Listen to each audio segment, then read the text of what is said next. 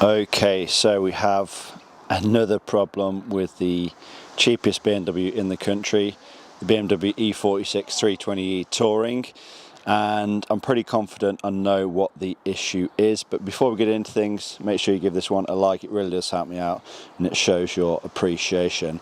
Now then, you're not going to be able to tell as the car is because it is not fully loaded, but once this car was fully loaded, you know, it had a lot of weight in the rear. I noticed that it was sagging down on one side, and it was this side in particular. And having a look underneath, can you see that rear shock absorber there? Yeah, that doesn't look too clever, does it? There's literally dripping with oil. Compare that to the other side.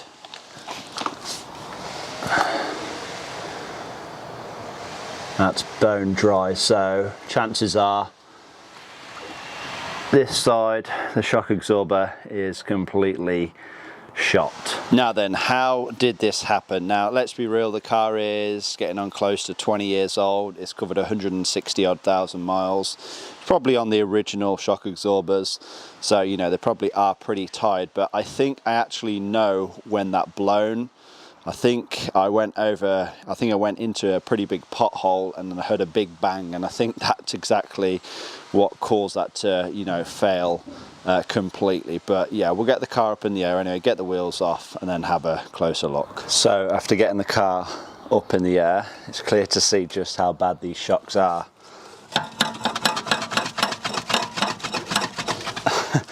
There's no shock absorber there at all, that's just purely on the spring. That should not be doing that. Let's get the wheel off.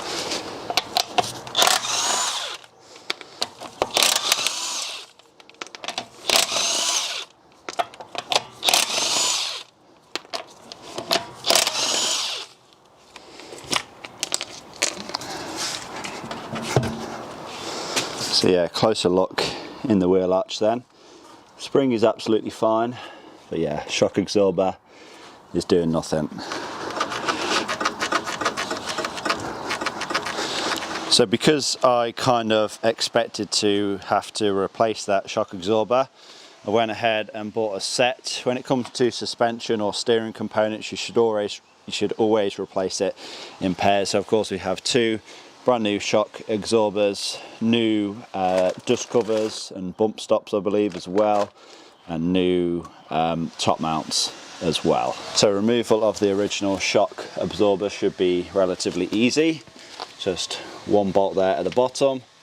I'm guessing two bolts at the top, but they'll be up inside of the car. I'm guessing I'm going to have to pull this carpet back to access those two bolts at the top. So after just lifting the boot floor out of the way, the battery tray cover out of the way as well, I think to remove this panel, it's just going to be a case of removing these two Torx bolts, this push rivet, and then I've also removed this cover as well. It just slides over there. I don't think I have to unbolt this though. I'm guessing it's just held in by some clips around the edge then. So yeah, let's get this push rivet removed, those two Torx bolts, and then see if this thing wants to come away. And is that removed?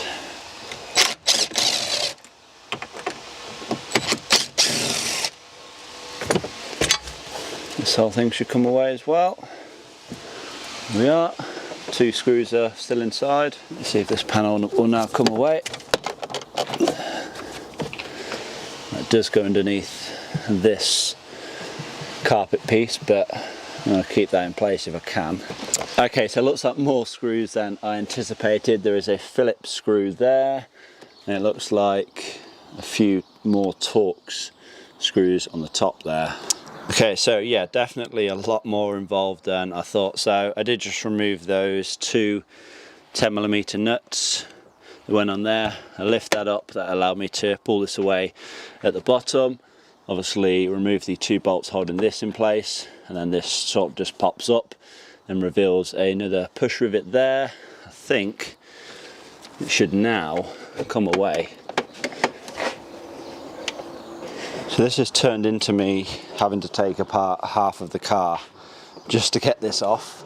So there is a lug right in there that sits over a stud. I don't know if you can see that in there.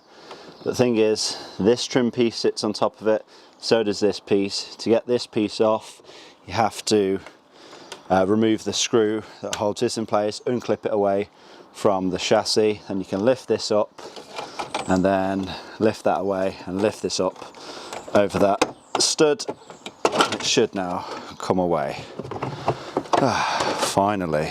And now we still don't have access to those 2 bolts at the top. Usually there's like a small cutout where you can access them. I believe it's there actually. I believe that's where the top of the strut is. So I'm kind of tempted to actually just cut a hole rather than trying to take all this off. That's ridiculous. Why is there not a cutout there? There we go, just cut a little hatch. We can now access the 2 nuts to release the shock absorber.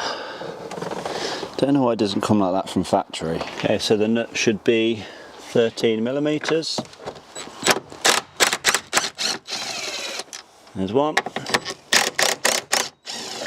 and there's 2, and the shock has literally just fallen down straight away. Yeah, I don't think this shock is any good now. But with the top now released, it should just be a case of removing that 18mm bolt, and the shock should come away then.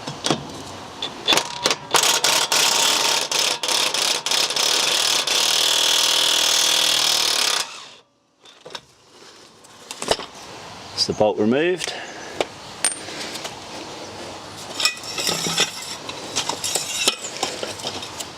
Wait till you see this shock. It's just completely destroyed itself. Have you ever seen a shock this bad before? Wow. Yeah, that's not good. So here are the 2 shocks side by side. The battered 20-year-old one. Nice new shiny one. I'm just gonna pump it a good 3 or 4 times just to make sure it's returning as it should, and yep, it is. And after I've done that, I think I just need this plate off the top. I don't need the top mount because we have brand new ones of those. I think it's literally just this plate on the top. I don't think we even need the nut. I'm sure we have a new nut as well, so yeah, let's get this removed. Right, mate. Hello, mate. I wasn't expecting you there. Obviously just... Okay, so got that small plate removed from the original strut. Also had to remove something else as well. This thing here, actually gave it a bit of a clean up and coat of paint as well. This actually sits on top of the bump stop, like this, I believe, because it's like an end for the bump stop. And then the top mount that will go on like so. Of course we have a new one though, which is here. New gasket installed as well, where it meets the body of the car. So this should just slide over here, and then it's just a case of installing our new nut. So the entire thing should look something a little like this. Of course, new shock absorber, new dust cover, new bump stop, that plate that goes upside down on the top there, a new top mount, and then that metal plate on the top as well, secured by a new nut. Of course, if you go to tighten this nut down, you know, without holding the shaft in place, it's just gonna, you know, spin the shaft with it. So it's got a pair of vice grips on the top there, and just got a ratchet in spanner 16mm to tighten that nut up. Just do as tight as you can by hand. This new nut is a nylon locking nut as well, so it's not going to go anywhere. I'm sure there is a torque spec, but yeah, not exactly needed in my opinion for this nut. Right, let's get the entire shock absorber assembly reinstalled back onto the car. Okay, so I think what I'm going to do is just slide this up into position. So line up the holes and twist it round, and then get this bolt in, this 18mm bolt. Once this is in, it should stay in position then. So that bottom bolt is now back in place. I'm not going to fully tighten it down until I have the wheels on. This is a bush in here, and usually you're supposed to torque down any bolts that are in bushes once the car is under load. So yeah, I'll probably get the wheels on, put the car on some ramps, and then I'll torque that down to a proper torque spec. But as you can see, the top mount is now a little bit away from the holes. So what I'm going to do is use a bottle jack, just jack up the hub until it goes through there, and I'll get those two top nuts on then. We are, just have that bottle jack on the bottom of the hub there. As you can see, that gap has now closed up, so I should be able to get those two nuts in place. And yeah, just reinstall those two 13mm nuts.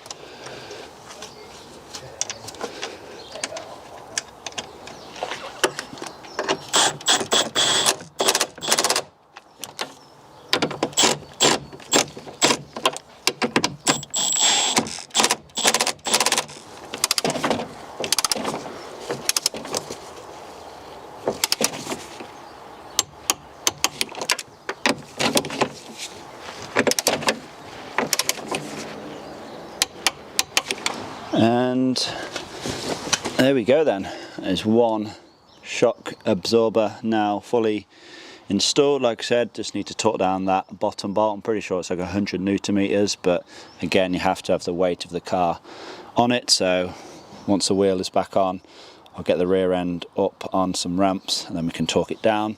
But I guess we shall now proceed in doing the other side. As you can see, I've made a start. I've already, got rid of all the trim pieces. Just need to release it now, but of course you need to get this wheel off the ground first. So yeah, I'll crack on, do that side, then we'll wrap up the job and torque down both of the bottom bolts together.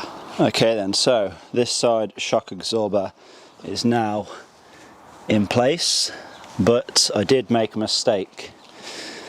This plate here, I had it round the opposite way, so I had to remove that side again, flip it round, and now this can go back on.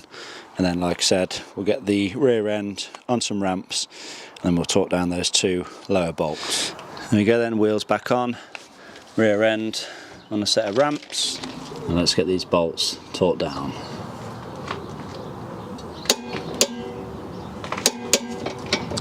There we go, 100 Newton meters. And there we go, 100 Newton meters. And now it would just be a case of reinstalling all of the trim panels, and it's pretty much job done. I'm actually going to leave these trim panels there. I want to give everything a good clean while I have it out. I'll probably do the rest of the interior at the same time as well. Yeah, pretty nasty stuff behind here. But yeah, I think I'm going to actually take this for a drive, and then I'll clean all this off camera, and then we'll wrap the job up. Okay then, so just got back from a little test drive, and wow, what a difference that has made. So before, the rear end felt really springy, pretty much as you would expect, is pretty much just running on the spring. That old shock absorber literally was doing nothing. So yeah, before it, as soon as you go over a speed bump, the rear end would just bounce like this, but now it's just like so much more planted, if that makes sense. But yeah, hopefully this video has been helpful anyway.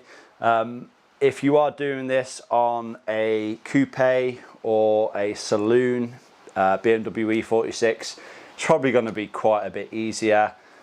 I don't know why they have designed it how they did on the touring model or the wagon, if you are watching this from the US.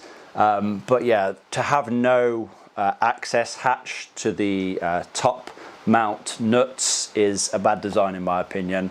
I guess because I've cut those hatches now, the future owner, they can of course swap out these shocks a hell of a lot easier. But yeah, hopefully this video has been helpful anyway. Hopefully you all enjoyed it. Please remember to give it a like, leave a comment down below, subscribe if you have not already done so, and I will see you all in the next one.